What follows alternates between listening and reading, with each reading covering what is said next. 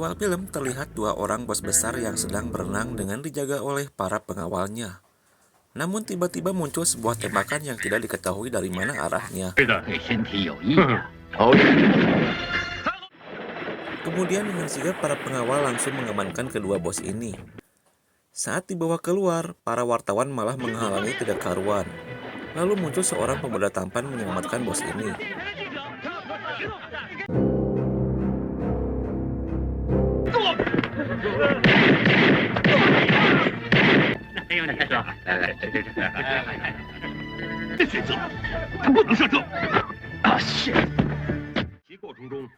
Tapi ternyata itu hanyalah sebuah simulasi latihan penyelamatan klien dari pasukan elit pengawal untuk sebuah promosi jabatan, di mana di simulasi ini Johnny Cheng dinyatakan gagal.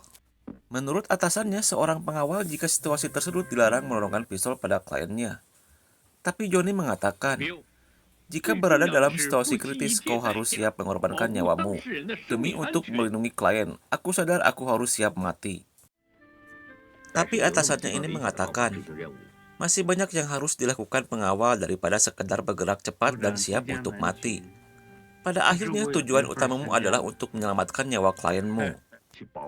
Karena dirasa John orang yang mumpuni, kemudian sang atasan menugaskan Johnny untuk pergi ke Hong Kong untuk melindungi kekasih dari seorang manajer Taifang Group yang bernama James Song, di mana perusahaannya menghasilkan banyak devisa bagi negara. Konon ada sebuah pembunuhan di sebuah kapal yah yang bernama Lu Kin Chu, seorang akuntan senior. Tersangkanya adalah Cui Kwok-man, seorang bos mafia. Kepolisian menduga jika kejadian ini ada sangkut pautnya dengan kasus yang ditangani oleh Komisi Pemberantasan Korupsi yang melibatkan 100 juta dolar Hong Kong dari hasil pencucian uang penjualan narkoba. Dan yang melaporkan peristiwa ini adalah wanita yang bernama Michelle Yeung. Saat tidak sengaja ketika mengendarai mobil melihat pembunuhan tersebut. Serta ada dua saksi lain yang melihat kejadian tersebut, yaitu seorang pelaut dan satpam. Namun kedua orang tersebut 2 hari setelah kejadian tewas dalam sebuah kecelakaan lift dan ledakan bom. Dan sekarang hanyalah Michelle satu-satunya saksi atas kasus pembunuhan tersebut. Untuk sementara saat ini Michelle dijaga oleh 2 orang polisi yang bernama Charlie dan Ken, yang diberi mandat atas penyelidikan kasus pembunuhan tersebut. Lalu Michelle diminta untuk menunjukkan otak pembunuhan, di mana sudah ada 5 orang yang dijadikan tersangka. Yang mana Michelle menunjukkan nomor 2 yaitu Cui Kwok-man. Kemudian pengacara mengatakan kepada Michelle untuk memikirkan kembali menjadi saksi dalam kasus ini. Waktu itu berlangsung muncul Cui, yang seolah-olah memberikan ancaman jika berani macam-macam dengan dirinya. Scene berpindah di mana John yang tiba di rumahnya Michelle. Lalu John dikenalkan dengan Charlie dan Ken. Kemudian John menanyakan identitas dari kedua polisi tersebut.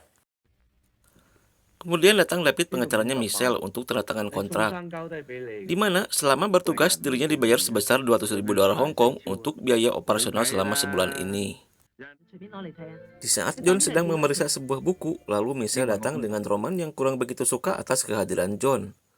Tapi John menjelaskan, jika mulai hari ini dirinya lah yang bertanggung jawab melindungi Michelle. Di saat itu berlangsung, lalu tiba-tiba muncul ledakan yang dengan sikap John melakukan hal ini.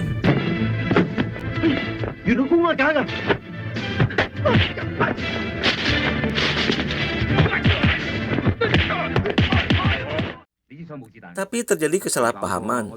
Ternyata ledakan tersebut diakibatkan oleh minuman kaleng yang disimpan oleh Billy, adiknya Michelle.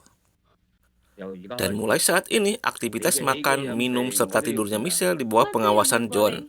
Dan mau tidak mau, Michelle harus siap dengan semua ini. Sementara itu, Charlie membayar upah dari petugas keamanan ini, di mana para satpam tersebut tak dibutuhkan lagi. Menurut John, akan lebih baik pengawasan dengan sedikit orang biar tidak paciweh. Kemudian di malam harinya, John memeriksa seluruh ruangan dengan memasang sejumlah CCTV, termasuk ruangan kamar di mana hal itu mendapatkan penolakan dari Michelle. Yang secara tidak langsung Michelle akan susah untuk wise-wise dengan James. Dirasa kegiatan Michelle sebagai guru sekolah dasar saat ini cukup riskan, maka John berbincang dengan kepala sekolah, di mana John meminta agar Michelle diberikan cuti selama 2 minggu demi keselamatan dirinya. Kemudian Michelle menghubungi James, jika dirinya harus WFH sampai beres persidangan nanti. Namun itu membuat dirinya gila jika harus WFH selama itu. Lalu James menelpon John agar memberikan sedikit keluaran pada Michelle. Tapi John mengatakan jika ini adalah hal yang terbaik bagi keselamatan dirinya. John mengatakan apabila tidak suka dengan aturannya, maka John siap putus kontrak. Pada akhirnya James memujuk Michelle agar taat akan hal ini dengan diiming-imingi rumah baru. Sementara itu, Ken dan Charlie hanya sibuk dengan taruhan balap kudanya. Sehingga selama berjaga di rumah Michelle, mereka hanya mendapatkan gaji buta. Tapi John tidak menghiraukannya dan bukan juga urusannya. Scene berpindah ketika si Choi mendapatkan laporan dari anak buahnya jika saat ini susah tembus masuk ke rumahnya Michelle karena dijaga oleh pengawal asal Beijing. Namun anak buahnya memberikan opsi plan B. Di malam harinya terlihat Michelle yang akan kabur namun ketahuan sama Ken.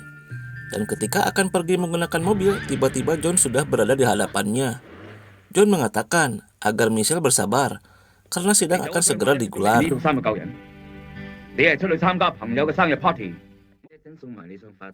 Singkat cerita, ketika John yang akan berpamitan karena hari ini adalah masa sidangnya digelar, yang otomatis tugas John berakhir.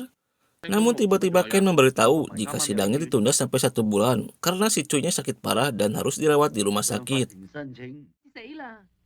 Saat itu juga Michelle dan John saling bergantian menelepon James, di mana Michelle yang sudah tidak tahan dengan situasi ini. Sementara John meminta kepastian tugasnya lanjut apa berakhir. Cerita pada akhirnya John mengizinkan Michelle untuk pergi ke mall. Pada saat di mall, rupanya di sana sudah diincar oleh pembunuh bayaran suruhannya si Choi. Pada saat Michelle sedang mencoba baju di ruang fitting, tiba-tiba terjadi hal ini.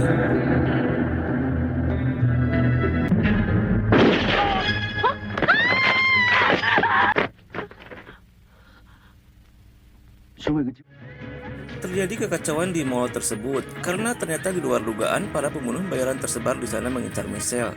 Namun beruntung ada John.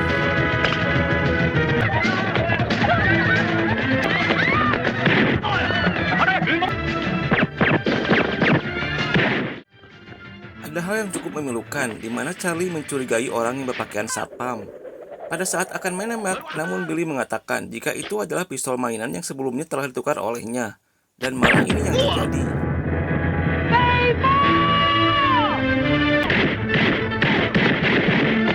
Untung Charlie menggunakan rompi anti peluru. Singkat cerita, kakaknya si satpam yang tewas tadi yang bernama Wong mengambil paksa mayat adiknya dan membuat habis petugas keamanan di rumah sakit tersebut, yang dimana Wong berjanji akan membahas kematian adiknya tersebut.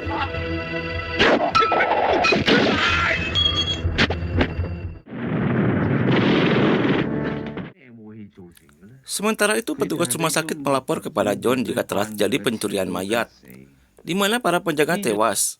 John mengatakan jika tanda seperti ini diakibatkan oleh senjata bayonet. Saat di malam hari, John mendapatkan fax dari Wong. Wong mengatakan jika dirinya yang mengambil mayat adiknya. Dirinya juga berada di kesatuan yang sama dengan John.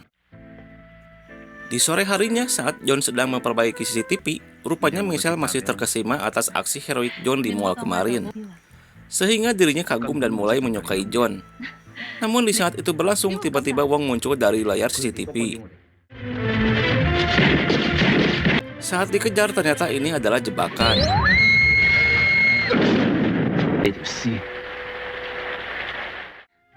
Di keesokan malamnya saat Michelle akan merayakan ulang tahun, tiba-tiba James datang jika dirinya mengajak Michelle untuk dinner di restoran terkenal Hong Kong.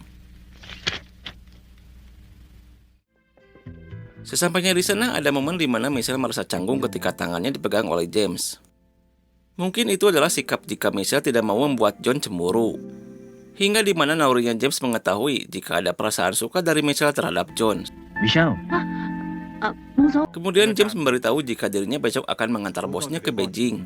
Dan pada saat itu pula James mengucapkan terima kasih jika dalam seminggu ini tugas John akan berakhir, karena waktu sidang tinggal seminggu lagi. Lalu di malam harinya saat mengecek CCTV kamar, ternyata Michelle tidak berada di kamarnya. Dan tiba-tiba ternyata dia nongol tepat berada di belakangnya John. Hingga John dibuat salting. Dan ternyata Michelle hanya ingin memberikan sebuah hadiah berupa jam tangan. 多謝。 Saya Sanina. Ha, itu kisah ya. Saat John sedang baper, tiba-tiba alarm berbunyi dan dengan sigap dirinya ke kamarnya Michelle. Namun itu hanya modus Michelle. Dan di momen ini Michelle mengatakan jika dirinya mencintai John.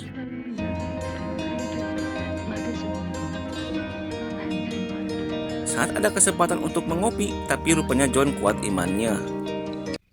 Scene berpindah, di mana scene ini adalah sesi curhat antara Charlie dan John. Charlie mengatakan, jika kau menyukai Michelle, maka perjuangkan.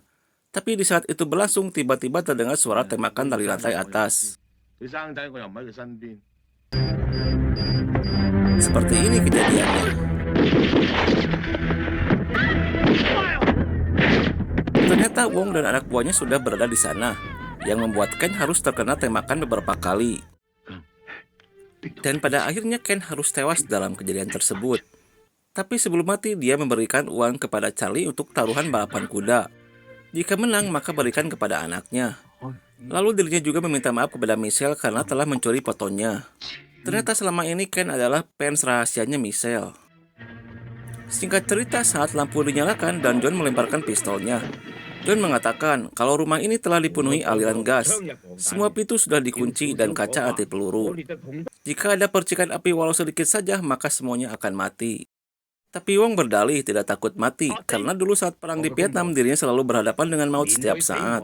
Tujuan Wong hanyalah untuk membalaskan kematian adiknya yang dibunuh oleh John. Saat Wong akan menembakkan senjatanya namun ditahan oleh anak buahnya, yang membuat terjadi perkelahian antara John dan Wong.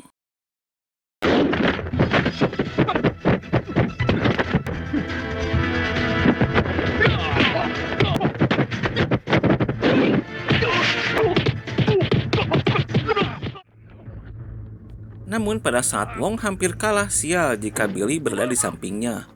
Hingga saat John akan menyelamatkan Billy, dia malah tertusuk bayonet. Dan pada saat Wong berhasil menyandera Michelle, tiba-tiba muncul James. Kemudian James bernegosiasi kepada Wong jika dirinya akan membayar 3 kali lipat asal Wong mau melepaskan Michelle. Namun Wong menolaknya, dirinya hanya menginginkan kematian John. Barang siapa yang dapat menahan 7 kali peluru sama seperti apa yang dilakukan John kepada adiknya, maka Wong akan melepaskan Michelle. Dan saat tembakan yang pertama dilepaskan, Michelle histeris sejadi-jadinya. Sementara itu James hanya bengong. Duh, si Neng teh ingin kapijutuk si John. Kemudian saat tembakan yang kedua dilepaskan, saat itu pula John berhasil melepaskan belati yang membuat Wong terbunuh.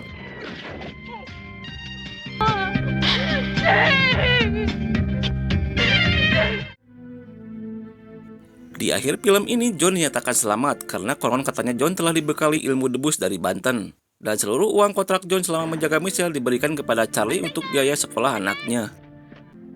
Sementara itu, Michelle mendapatkan jam tangan miliknya John sebagai pertanda jika tugasnya sudah selesai, maka John akan datang untuk menemuinya. Film pun tamat. Pesan dari film ini adalah, wahai kaum laki-laki, jangan coba-coba untuk menyewa seorang bodyguard. Karena akan fatal akibatnya jika pasangan kita pindah ke lain hati.